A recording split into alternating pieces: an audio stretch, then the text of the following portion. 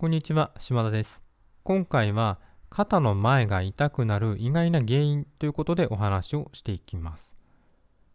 デスクワークが多かったり、バレエをやっていて前肩を注意されがちな人っていうのは、肩の前に負担がかかりがちです。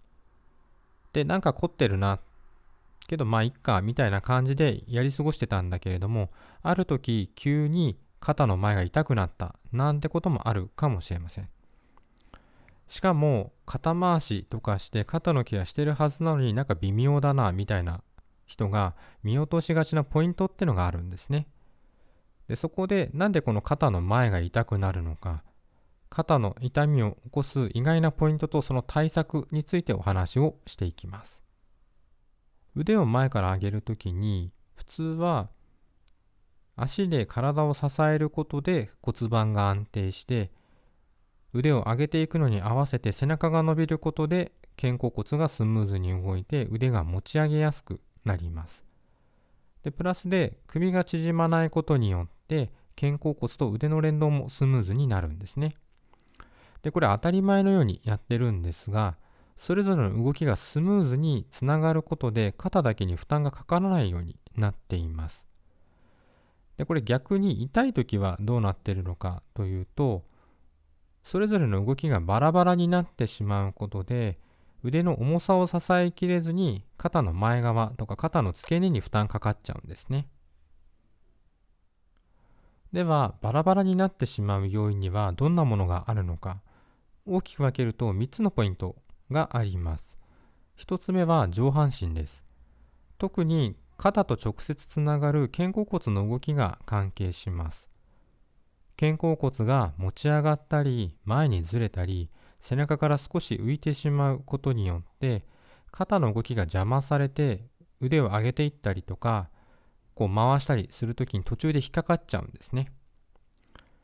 で、この状態を引き起こしやすいのが肋骨の状態です。特にみぞおちが上に向いてしまう、あばらが開くとかお腹が出るといったことだったり、あるいは顎が上がって首が縮まることによって肩甲骨が上に引っ張られても、いわゆるバレエでいう肩が上がる状態になってしまって腕の動きを邪魔して肩が引っかかってしまいます。そして2つ目は腰から膝ですね。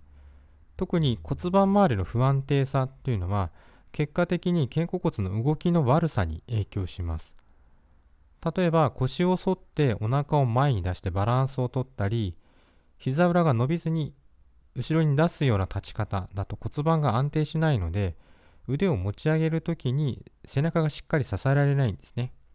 そのせいで肩が引っかかってしまったりします。そして3つ目は足、しかも指です。今回の肩が痛くなりやすい意外な原因っていうのはこの浮き指のことです。で、これを聞くと腕を上げるときに痛いのに足っていうふうに思うかもしれませんが、この浮き指があると腕を上げていくときに体の前後のバランスが取りづらくなっちゃうんですね。で、そうすると前後のバランスを取ろうとしてこの1の上半身だったり2の腰から膝、どちらの問題も引き起こしやすくなってしまうんです。で、しかも腕を上げるときに指が床から浮いてるなんていう自覚っていうのはほとんどありません。なので結果として腕を上げるときに気づかずにかかと体重になってしまったり、バランスを取るために肩が縮こまっちゃったりして、この肩が引っかかったりして痛くなったりするんですね。なので対策としては腕を上げていくときに床から離れないように意識するのがおすすめです。特に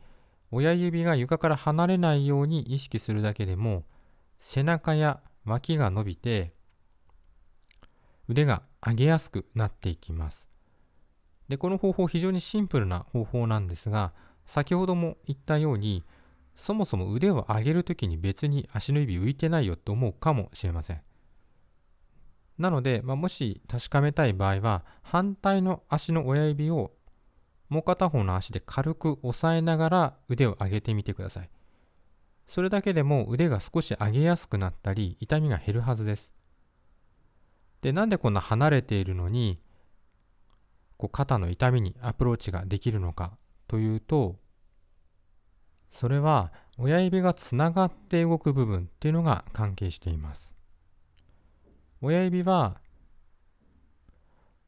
内転筋や足の付け根、そして肩甲骨周りとつながって一緒に動きます。つまり親指が踏ん張れることによって肩甲骨周りと体幹が安定するので、背中や脇が伸びやすくなって腕が上げやすくなるんですね。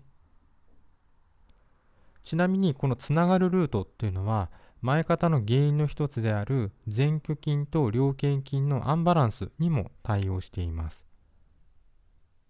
先日前肩のリセット法っていうのをお伝えしたんですけれども、あの方法では腕を上まで上げるので肩が痛くて上げられないっていう方もいると思うんですね。なのでそういう場合はこの足の親指が浮かないように意識してやってみると、やらないよりはスムーズに腕を上げやすくなります。でもしこの方法体勢が難しいなというふうに思ったら、椅子に座りながらやるのがおすすめ。例えば右肩が痛いのであれば、右足で左足の親指を押さえて、上げる腕の肘は曲げてやるようにすると、肩の痛みを減らしながら動かしやすくなるので、楽に上げやすくなります。で、またそれでも痛いなっていう場合は、上まで上げなくてもいいので、途中で止まったら息を吸って、吐きながら動かすようにしていくと、ストレッチをしながら肩を動かすことができるので、無理せず肩へアプローチをすることができます。では、今回の話をまとめると、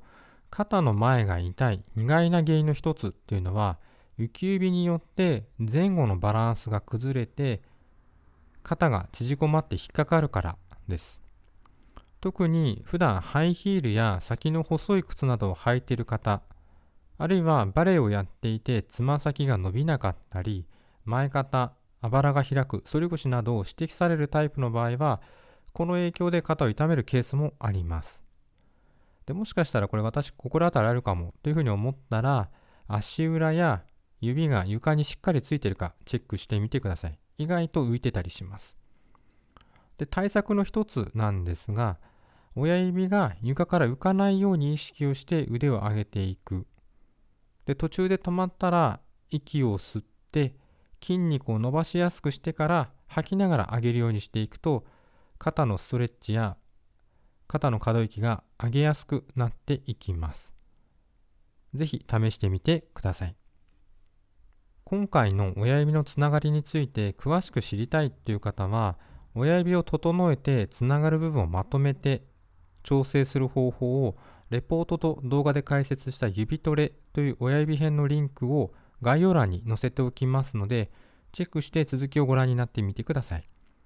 ではまた次回お会いしましょぜひ明日からのレッスンに活かしてもらえれば嬉しいです。ありがとうございました。